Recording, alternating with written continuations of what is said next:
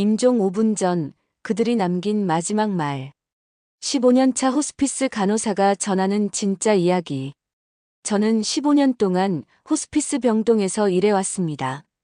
수천 명의 환자분들이 제 손을 잡고 마지막 여행을 떠나셨죠. 오늘은 제가 직접 경험한 이야기들을 통해 사람들이 인생의 마지막 순간에 정말로 후회하는 것들에 대해 말씀드리려 합니다. 첫 번째 사연, 나중에를 달고 살았던 김철수 씨 67세. 환자의 후회. 대기업 임원이었던 김철수 씨. 그분은 임종 일주일 전부터 계속 같은 말씀을 하셨습니다. 간호사님, 제 책상 서랍에 30년 전부터 모아둔 여행 팸플릿이 있어요. 프랑스, 이탈리아, 스페인. 은퇴하면 아내와 함께 가려고요. 그런데 은퇴하고 나니 좀 더 쉬다가 내년에 하다가 이제 침대에서 일어날 수도 없네요. 그분의 마지막 말씀이 기억납니다. 사람들한테 말하고 싶어요. 가고 싶은 곳이 있으면 지금 가라고. 내일은 아무도 모르는 거니까. 가족의 후회. 그분의 딸이 병실에서 울면서 말했습니다. 아버지가 5년 전 은퇴하셨을 때 저희는 이제 편히 쉬세요라고만 했어요. 여행 가자고 하셨을 때도 우리 바쁘니까 내년에 같이 가요라고 했죠. 그 내년이 영원히 오지 않을 줄 몰랐어요. 아버지 책상 서랍에서 여행 팸플릿을 발견했을 때 구겨진 종이들 사이에서 철수영이 신혼여행 2탄이라고 아버지가 직접 쓰신 메모를 봤어요. 그때 제 가슴이 찢어지는 것 같았어요. 두 번째 사연, 20년 동안 연락하지 않았던 박영애 씨 72세. 환자의 후회.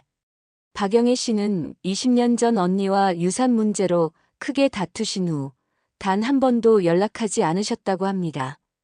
임종 3일 전 갑자기 제 손을 꽉 잡으시며 물으셨습니다. 간호사님, 지금 연락하면 언니가 올까요? 저는 물론이죠라고 답했지만 환자분은 고개를 저으셨습니다. 이렇게 보기 싫은 모습으로는 못 봐요. 언니 기억 속엔 제가 예뻤을 대로 남고 싶어요. 근데 언니 목소리는 너무 듣고 싶네요. 결국 우리는 언니분께 전화를 드렸습니다. 전화기 너머로 들리는 두 자매의 대화. 영희야, 나야. 언니야. 언니. 미안해. 너무 미안해. 두 분 모두 울음으로 말을 잇지 못하셨습니다. 환자분은 전화를 끊은 후 이렇게 말씀하셨어요. 20년이요, 간호사님. 20년 동안 자존심 때문에 가장 사랑하는 언니와 떨어져 살았어요. 그 시간이면 얼마나 많은 이야기를 나눌 수 있었을까요? 가족의 후회. 언니분은 다음날 병원에 오셨습니다. 하지만 영희 씨는 이미 의식이 없는 상태였죠. 언니분은 동생의 손을 잡고 계속 말씀하셨습니다. 영희야, 언니가 먼저 연락했어야 했어. 언니가 고집부렸어. 미안해, 정말 미안해. 장례식장에서 언니분이 하신 말씀이 잊히지 않습니다. 20년 동안 매일 밤 잠들기 전에 동생 생각을 했어요. 내일은 전화해야지, 내일은. 근데 그 내일이 이렇게 올 줄은 몰랐어요. 이 세상에서 가장 후회되는 게 뭔지 아세요? 내일 하지 뭐라는 생각이에요. 세 번째 사연, 자식들과 마지막 시간을 보낸 최명자 씨 80세. 환자의 후회. 최명자 할머니는 세 자녀를 두셨는데 큰아들과는 10년째 연락이 끊긴 상태였습니다. 아들의 결혼을 반대했다는 이유로요. 간호사님, 제가 너무 어리석었어요. 며느리가 마음에 안 든다고, 집안이 변변치 않다고. 아들은 정말 사랑하는 사람이었는데 말이에요. 10년 동안 손주도 못 봤어요. 딸애들이 보여주는 사진으로만 봤죠. 이제 7살, 5살이래요. 우리 손주들. 할머니 얼굴도 모를 거예요. 저희가 큰아들에게 연락했을 때 그는 1시간 만에 병원으로 달려왔습니다. 아내와 두 아이를 데리고요. 병실 문이 열렸을 때의 그 순간을 잊을 수 없습니다. 할머니와 아들, 며느리, 손주들 모두가 울면서 껴안았습니다. 엄마, 제가 먼저 연락했어야 했어요. 아니다. 엄마가 미안하다. 가족의 후회. 큰아들은 어머니가 돌아가신 후 이렇게 말했습니다. 저는 엄마가 먼저 사과하기를 10년 동안 기다렸어요. 제 자존심이 허락하지 않았거든요. 근데 엄마가 병원에 계신다는 연락을 받았을 때 그 모든 게 한순간에 무너졌어요. 병원으로 달려오면서 생각했어요. 제발 너무 늦지 않았기를. 다행히 엄마와 마지막 일주일을 함께 보낼 수 있었지만 그전 10년이 너무 아까워요. 며느리도 눈물을 흘리며 말했습니다. 시어머니께서 마지막 주에 매일 제 손을 잡으시며 고맙다. 우리 아들 사랑해줘서라고 하셨어요. 10년 동안 오해가 쌓였지만 마지막 일주일이 그 모든 걸 녹여줬어요. 하지만 아이들이 할머니와 더 많은 시간을 보낼 수 없었던 게 정말 안타까워요. 둘째는 할머니 기억을 거의 못할 거예요. 마지막 완벽한 마지막을 보낸 한수정 씨 58세. 이제 조금 다른 이야기를 하고 싶습니다. 후회 없는 마지막을 준비하신 분의 이야기입니다. 한수정 씨는 유방암 말기 진단을 받고 자신에게 6개월이 남았다는 것을 알았습니다. 환자가 한 일. 그분은 진단받은 다음 날부터 준비를 시작하셨습니다. 첫 달 수정 씨는 관계 회복에 집중했습니다. 간호사님, 저는 어제부터 친구들에게 전화를 돌리기 시작했어요. 그분은 그동안 바쁘다는 핑계로 멀어졌던 친구들에게 한 명 한 명 연락을 돌렸습니다. 고등학교 친구, 대학 동기, 직장 동료. 20년, 30년 만에 목소리를 듣는 친구들도 있었죠. 미안해. 그동안 연락 못해서.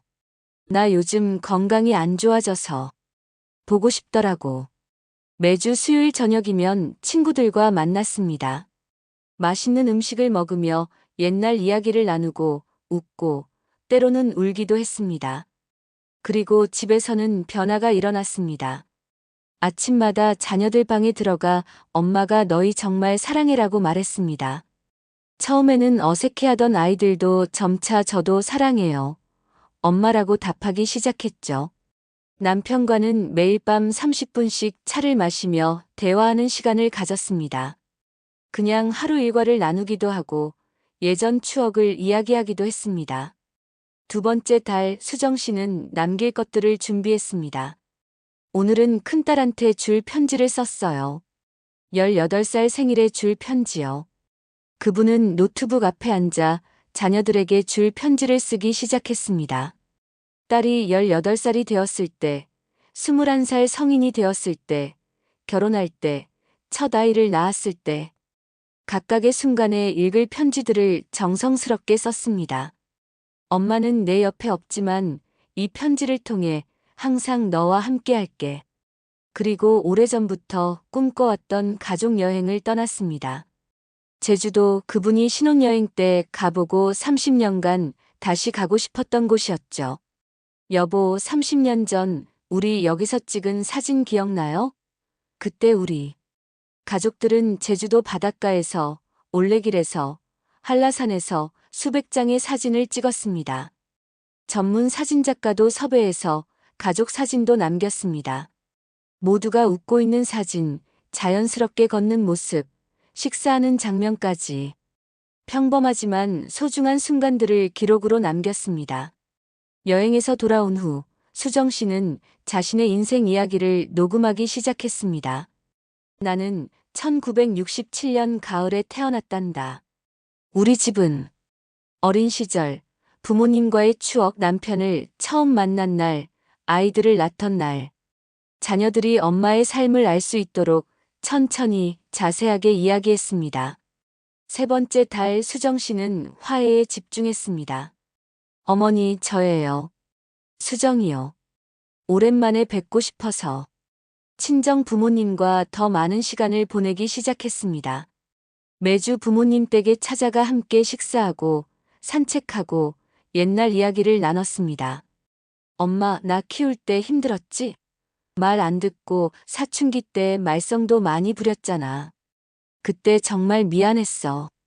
그리고 오래전 다퉜던 사람들에게도 연락을 돌렸습니다.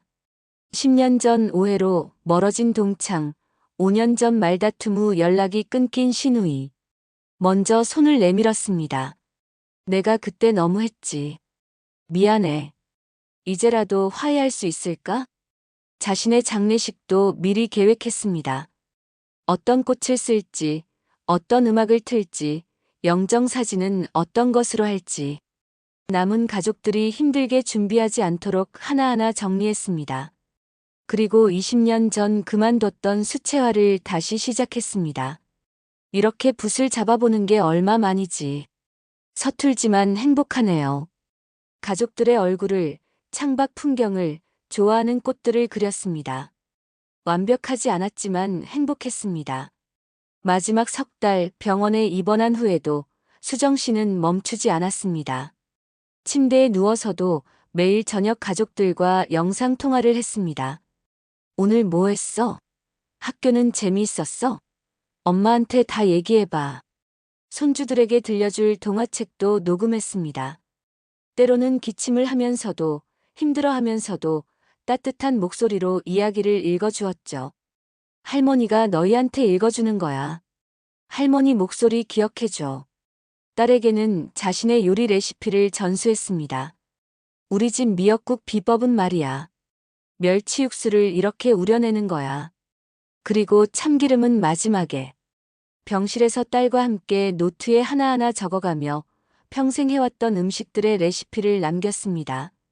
가장 중요한 것은 마지막 순간까지 사랑하는 사람들과 함께 했다는 것입니다. 가족이 한 일. 수정 씨의 남편은 회사를 정리하고 마지막 6개월을 아내와 함께 보냈습니다. 사람들이 미쳤다고 했어요. 회사를 버리고 뭐 하냐고. 근데 저는 30년 전 결혼할 때 맹세했습니다.